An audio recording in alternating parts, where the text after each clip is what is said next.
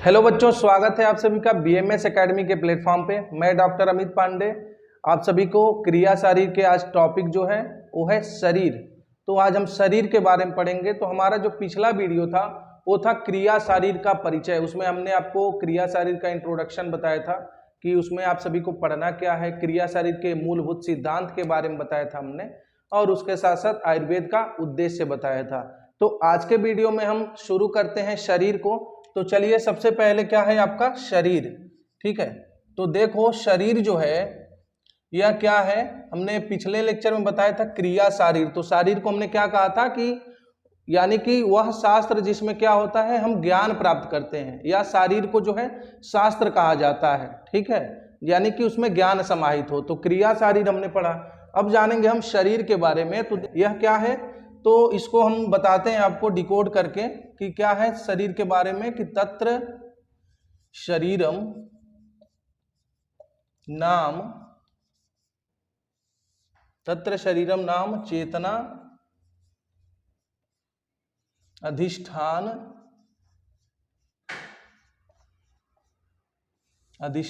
भूतम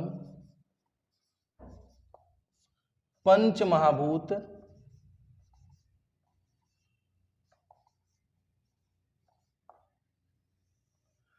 विकार। तत्र शरीरम नाम चेतना अधिष्ठान भूतम पंच महाभूत विकार समुदायात्मक संयोगवाही। समुदायात्मक संयोगवाही।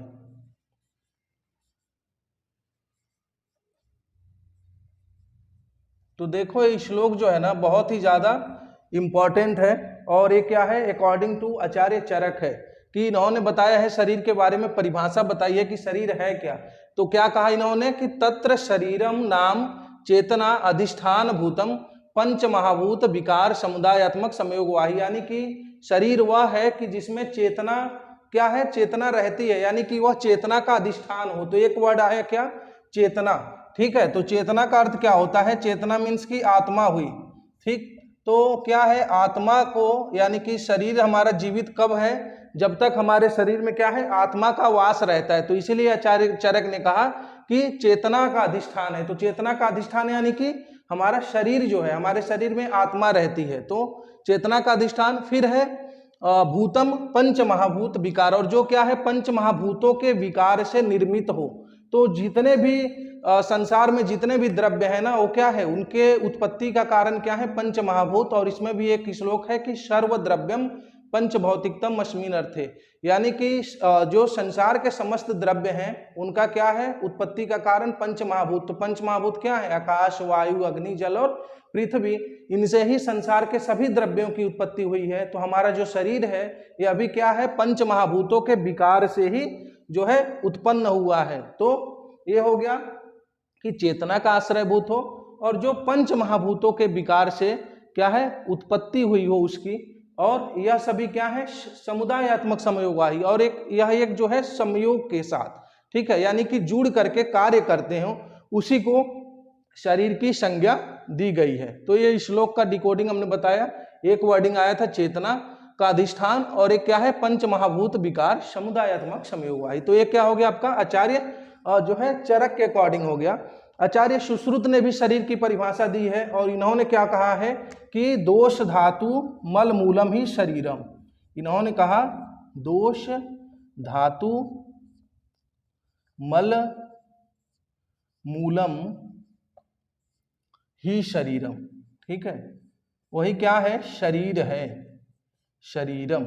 ठीक, तो दोष धातु मल मूलम ही शरीरम, यानी कि जो शरीर के मूल हैं वो क्या है, दोष है, धातु है और मल है। हमने पिछले भी लेक्चर में बताया था आपको कि इन्हीं पे क्या है, जो हमारा क्रिया शरीर का सिद्धांत है इन्हीं पे डिपेंड है, इन्हीं पे टिका हुआ है। तो आचार्य जो है, आचार्य सुश्रुत ने कहा कि जो शरीर के मूल हैं वो कौन कौन से हैं, दोष धातु और मल। तो ये हमारा क्या हो गया, शरीर के बारे में परिभाषा हो गई, शरीर की डिफिनीशन हो गई। तो पर्याय यानी कि क्या होता है, सिनोनिम्स, जो आपने पढ़ा होगा 9th 10th या फिर 5 6 में हिंदी और इंग्लिश में। पर्याय यानी कि पर्यायवाची, यानी कि सिनोनिम्स होता है। तो वैसे ही शरीर के भी पर्याय कहे गए हैं। क्या क्या है? शरीर है, ठीक, उसके बाद देह है, देह, ठीक है, काय है और पुरुष है।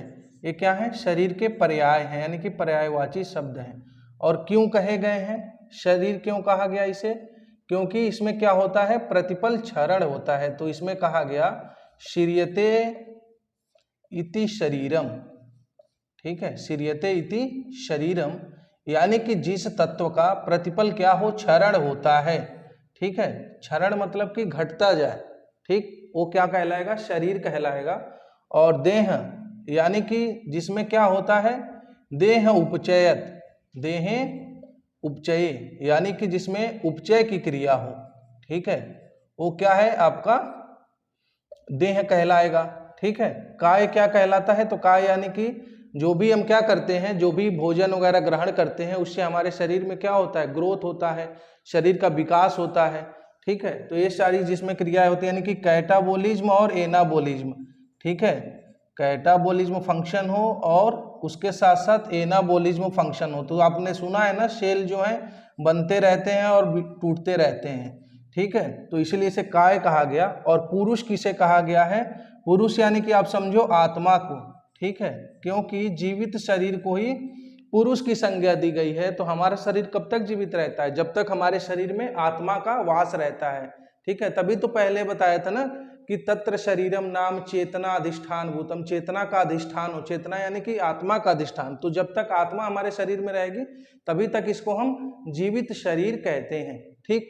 तो ये आपका हो गया शरीर के परिभाषा, शरीर का पर्याय। इसके बाद हम देखते हैं क्या, उसके बाद देखो हमारा है दोष आ जाएगा, ठीक है, जो हमने बताया है, बाकी बहुत सारी चीजें हैं बट जो इंपॉर्टेंट है उसको हम बता रहे हैं। इसके बाद हमारा क्या आएगा?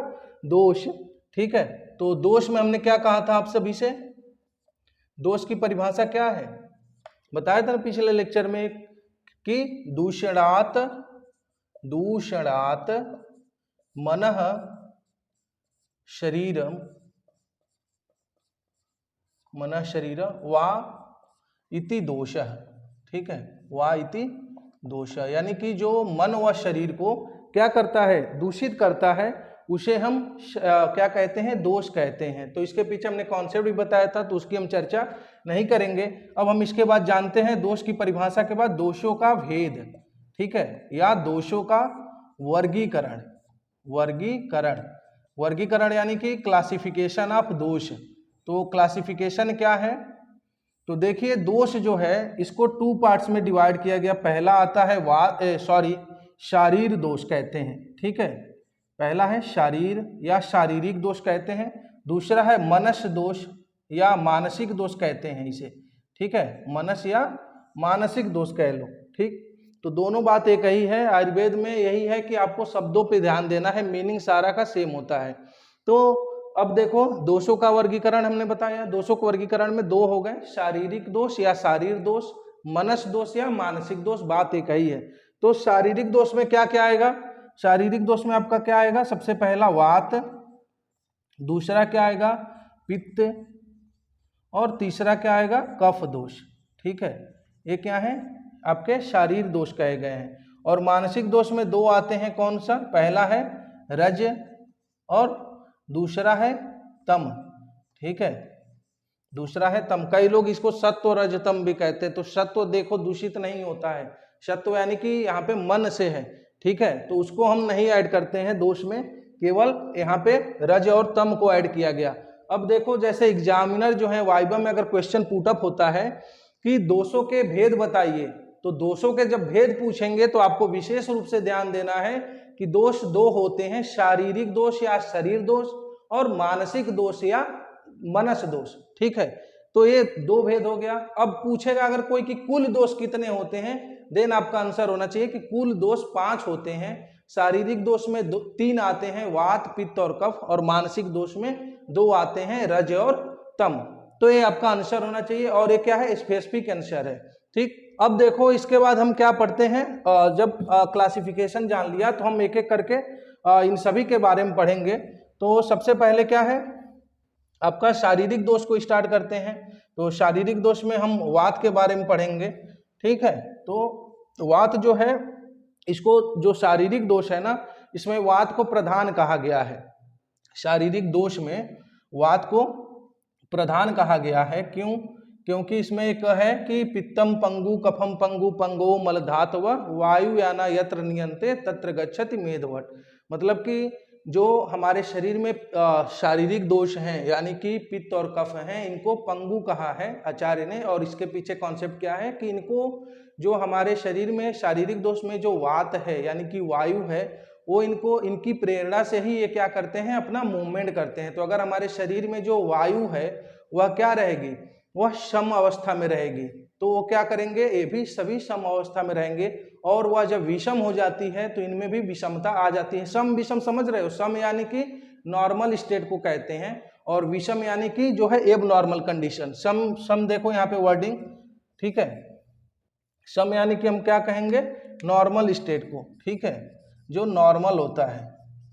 और विषम यानी कि एब नॉर्मल। तो ये दो वर्डिंग आप याद रखना हमेशा, ठीक है। एब नॉर्मल कंडीशन को कहते हैं हम विषम। जैसे आप लोग रिपोर्ट वगैरह देखते होंगे तो उसमें रहता है ना कि नॉर्मल वैल्यू इतना होना चाहिए, और अगर उससे क्या हुआ, ज्यादा कम होगा तो क्या हो जाएगा, उसको हम विषम संज्ञा देते हैं आयुर्वेद में, ठीक है। और यह सम हो गया। इसके बाद हम जो है नेक्स्ट लेक्चर में वात दोष को पढ़ाएंगे, ठीक। अगर उसमें भी कोई आपको जो है वात दोष को एक एक करके पढ़ाया जाएगा। उसमें जैसे वात दोष की निरुक्ति क्या है, वात दोष के कार्य क्या हैं, वात दोष के गुण क्या हैं, भेद क्या हैं, इन सभी टॉपिक्स पे चर्चा होगी। तो अगर आपको वीडियो अच्छा लगा हो तो लाइक करें, चैनल को सब्सक्राइब करें और ज़्यादा से ज़्यादा शेयर करें। धन्यवाद।